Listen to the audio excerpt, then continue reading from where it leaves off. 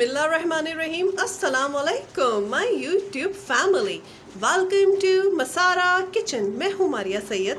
आज मैं मसारा किचन में बनाने वाली हूँ बहुत ही मज़ेदार सी सर्दियों की शान गजरेला। सर्दियाँ आए और गजरेला और गाजर का हलवा ना बने, ऐसा तो हो ही नहीं सकता। तो आज मैं मसारा किचन में बनाने वाली हूँ मज़ेदार सा यमी सा गजरेला। तो चलें फिर इसकी रेसिपी आपसे शेयर करती हूँ कि ये मैं सर्दियों में किस तरीके से बनाती हूँ।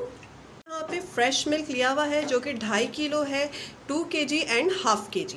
सही है, ये 2.5 किलो यहाँ पे मैंने फ्रेश मिल्क लिया है। कोई टेट्रा पैक मिल्क नहीं लिया है, सिंपल जो फ्रेश मिल्क जो मार्केट में मिलता है मैंने वही लिया है। अब मैं यहाँ पे मैंने 1 किलो गाजरें ली थी जिसे मैंने बिल्कुल बारीक कद्दूकश कर लिया था, वो ऐड करने लगी हूँ। 2.5 किलो दूध में जाएगी 1 किलो कद्दूकश की हुई गाजरें। चले जी, गाजरें जो है ये इसमें हो जाती हैं ऐड। और अब जो है मैं इसमें चलाती हूँ चम्मच ताकि गाजरें जो है अच्छे से दूध में मिक्स हो जाए। अब मैं इसमें चने जी ये जो है मिक्स हो चुकी है दूध में अच्छी तरीके से। अब यहाँ पे मैं इसमें ऐड करने लगी हूँ, मैंने 1 प्याली लिया था नॉर्मल जो चावल जो हमारे घर में बॉयल होता है वही लिया था और उसको मैंने सिंपल बॉयल कर लिया था। अब यहाँ पे बॉयल किया हुआ 1 प्याली चावल जो कि क्वांटिटी में अब इतना हो गया है बॉयल होने के बाद, उसको मैंने इसमें ऐड कर दिया है। अब इन दोनों चीज़ों को मैं इसमें मिक्स करूँगी। फ्लेम जो है वो मैंने रखा हुआ है मीडियम टू स्लो पे, बिल्कुल उसको नॉर्मल पे रखना है, फ्लेम को ज़्यादा तेज़ नहीं रखना है। मीठा तो वैसे ही बहुत ज़्यादा जो है वो बैठता है देगची के जो नीचे ना, वो बहुत जल्दी बैठ जाता है। चलिए ये दोनों चीज़ ऐड कर दिया। इसके साथ ही यहाँ पे मैंने लिए हुए थे नारियल जिसे मैंने बारीक कट कर लिया था, ये तकरीबन आधी प्याली के करीब है। इसको डाल देती हूँ ताकि इन दोनों चीज़ों के साथ जो है ये अच्छी तरीके से गल जाए। और मैं इसे कुक करूँगी तकरीबन, इसे थोड़ा सा पकने तक गाजरें अपने पानी छोड़ेंगी, तब तक इसके खुश्क होता है पानी, तब तक दूध के साथ ये मिक्स होता है। इसको मैं पकाती हूँ फिर आपको दिखाती हूँ। यहाँ पे 30 मिनट हो चुके हैं। ये इसको मैंने हल्का सा कवर भी कर दिया था ताकि गाजर जो है वो अच्छे से गल जाए दूध में और चावल भी जो है वो और ज़्यादा राइस हो जाए, इसीलिए मैंने इसको थोड़ा सा कवर करके भी बिल्कुल स्लो हीट पे मैंने 30 मिनट इसको कुक किया। यहाँ पे देखें ये अपना गाढ़ा होना स्टार्ट हो चुका है। तो अब इस स्टेज में मैं इसमें चीनी ऐड करूँगी। आपने देखा होगा मेरी जितनी भी मैंने खीर की रेसिपीज आपसे शेयर की हैं, सब में पहले जब खीर जो है उसको चावलों के साथ दूध को जो मुकम्मल कुक हो जाती है, जब वो थिकनेस के करीब आ जाती है, उसके बाद मैं लास्ट में चीनी ऐड करती हूँ मीठे में। ये मैंने 2 प्याली चीनी ली है, इसको मैं ऐड कर रही हूँ। चीनी को आप अपनी मर्ज़ी से कम और ज़्यादा कर सकते हैं। वैसे 2 प्याली जो है इसमें बिल्कुल इसकी मेजरमेंट बिल्कुल परफेक्ट है। तो इससे ये होता है कि मीठा जो बहुत जल्दी पेन में लगता है, तो आखिरी में चीनी ऐड करने से ये है कि इसके नीचे बैठेगी नहीं चीनी और बहुत अच्छे से ये कवर कर लेगा इस डिज़र्ट को। तो अभी की चीनी को इसको पकने तक इसमें रहने देते हैं, जब तक चीनी जो है इसमें मेल्ट होती है। चीनी को मैंने जो है 3 से 4 मिनट इसमें कुक किया है। अब इस स्टेज में यहाँ पे मैंने लिए थे 12 दाने छोटी इलायची के, जिसे मैंने यहाँ पे कूट लिया था और अब मैं इसको इसमें ऐड कर देती हूँ। साथ ही इसमें 1 चाय के चम्मच के करीब जाएगा क्लोरा वाटर। ये मेरे पास 1 चाय का चम्मच ही इसमें बॉटल में मौजूद था।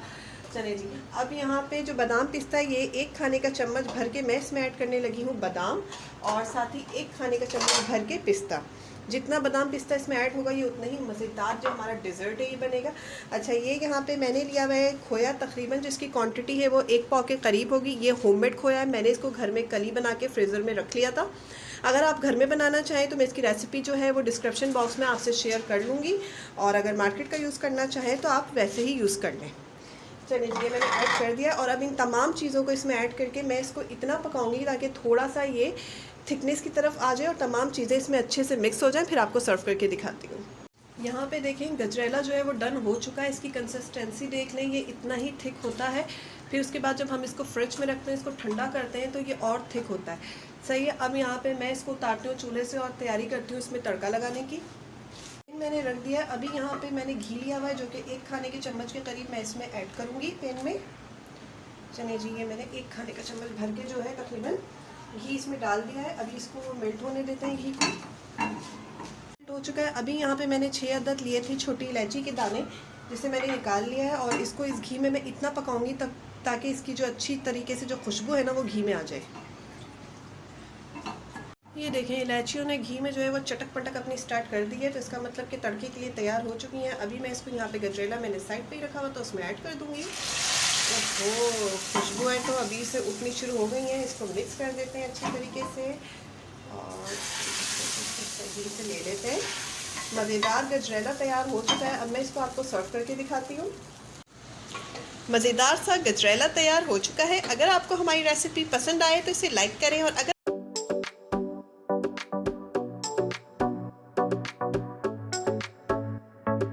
आज मैं मसारा किचन में करने वाली हूँ फ़िश फ्राई।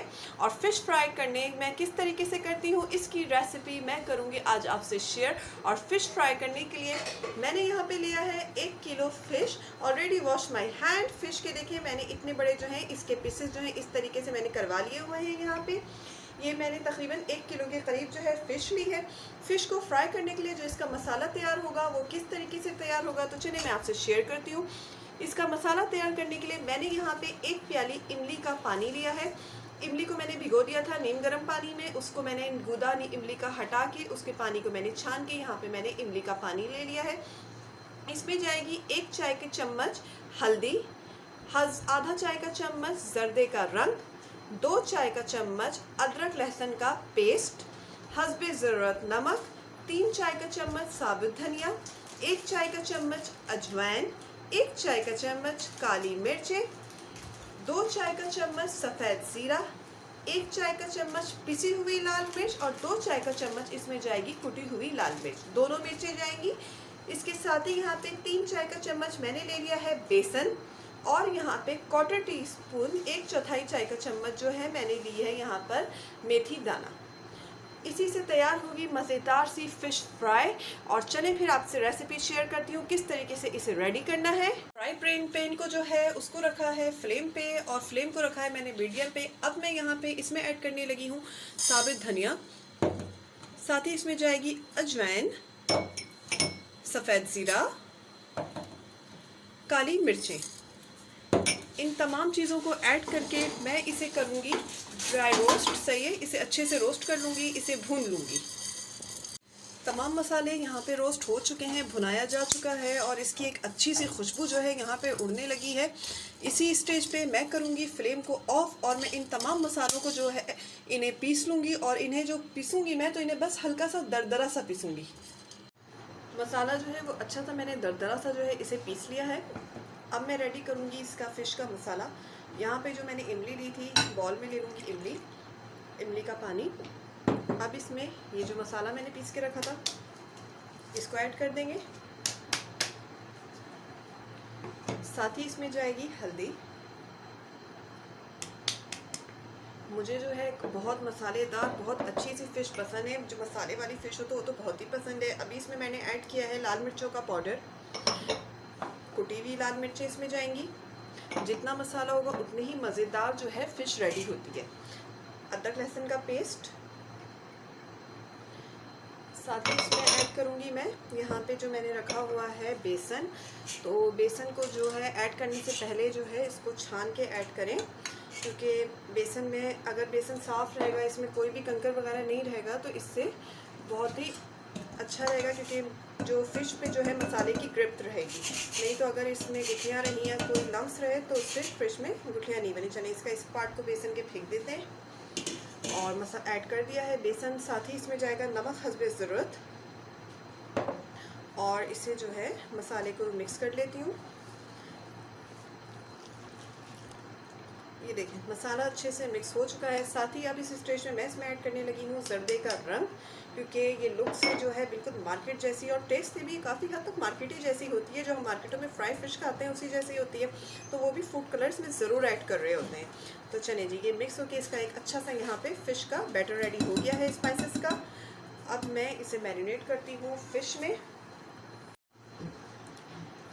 ये देखें फ़िश जो है मैंने इस बॉल में ट्रांसफ़र कर ली है। अब यहाँ पे जो मैंने मसाला जो है मैरिनेट करके रखा हुआ था इसे इसमें ऐड कर देते हैं, और अच्छी तरीके से फ़िश में मैरिनेट कर देते हैं, मिक्स कर देते हैं। और इसको मैं दूंगी रेस्ट, तकरीबन 3 आवर्स का मैं फ़िश को दे दूंगी रेस्ट। मौसम जो है सर्दियों का है तो इसे फ्रिज में रखने की ज़रूरत नहीं है, किसी भी साइड एरिया में, किचन के साइड एरिया में रख दें। और अगर गर्मियों में, अगर आप, हो सकता है कि आप मेरी वीडियो गर्मियों में देख रही हैं, आप गर्मियों में फ़िश बना रही हैं, तो इसे आप 3 आवर्स के लिए फ्रिज में रखें। ठीक है, चलिए जी, मैं अभी सर्दियों का मौसम है तो मैं इसे साइड एरिया में किचन के ही रहने दूँगी। ये जो है मैंने फ़िश में अच्छे से मसाले को जो है मैरिनेट कर लिया है। अब मैं इसे 3 आवर्स का रेस्ट दे दूँगी। मैंने यहाँ पे घी ली है और ये घी जब मेल्ट हो जाएगी तो आपको आइडिया हो जाएगा कि मैंने यहाँ पे कितनी घी ली है, क्योंकि इसको जो है शैलो फ्राई करना है, इसको डीप फ्राई नहीं करना है फ़िश को। और मैं जो हूँ फ़िश हमेशा जो है घी में फ्राई करती हूँ, मुझे उसकी जो खुशबू होती है बड़े मज़े की लगती है और खाने में भी बहुत ही जायका वाली होती है। तो चलिए फिर घी को जो है मेल्ट होने तक थोड़ा वेट कर लेते हैं, फिर आपको दिखाते हैं। घी यहाँ पे गर्म हो चुका है। अब मैं जो हूँ यहाँ पे लेती हूँ फ़िश का पीस और इसको जो है फ्लेम को मैंने कर दिया इस वक्त स्लो में, और स्लो हीट पे ही मैं जो फ़िश को हूँ इसमें बिल्कुल हल्के से रखूँगी। आराम से रखना है, मैं बिल्कुल नहीं चाहती कि इसके छींटे उड़ के मेरे हाथ में आए और मेरा हाथ जो है वो बर्न हो जाए। चलिए जी, और फ्लेम को जो है मैंने मीडियम टू स्लो पे ही रखा है और एक साइड इसको मैं 5 मिनट इसी कंडीशन में रहने दूंगी ताकि इसकी कोटिंग जो है वो अच्छे से सख्त हो जाए। इसीलिए इसमें बेसन ऐड करते हैं ताकि मसालों की ग्रिप जो है वो फ़िश में रहे। अभी तो है 4 मिनट हुए हैं इसको एक साइड रखते हुए ना, तो ये जो है इसकी कोटिंग जो है अच्छे से हो चुकी है उस तरफ कवर। अब मैं इसे जो है टर्न करूँगी और इसको देखें कितनी अच्छी कोटिंग है इसकी, और इसकी स्किन जो है वो बिल्कुल भी फ़िश से अलग नहीं हुई है। अब इस साइड इसको फ्राई करूँगी, इसी तरीके से ये अंदर से टेंडर भी होती जाएगी। इसी दौरान मैं जो हूँ अभी जो हूँ फ्लेम को ना मैं 4 मिनट के बाद थोड़ा स्लो कर दूँगी ताकि मछली जो है वो अंदर तक अच्छे से कुक हो जाए। ये पीस अच्छा सा फ्राई हो चुका है, आपको दिख रहा होगा इसकी कोटिंग जो है कितनी अच्छी से लगी है फ़िश पे मसालों की। अब मैं इसे निकालती हूँ और इसी तरीके से यहाँ पे जितने पीसेस फ़िश के हैं मैं सारे इसको फ्राई कर लेती हूँ। फ्राई हो चुकी है। अगर आपको मेरी रेसिपी पसंद आई है तो इसे लाइक करें, और अगर आपने अब तक मेरे चैनल को सब्सक्राइब नहीं किया तो प्लीज़ उसे सब्सक्राइब करें। इसके साथ ही मुझे इजाज़त दीजिए, दुआओं में याद रखिएगा। अल्लाह हाफ़िज़।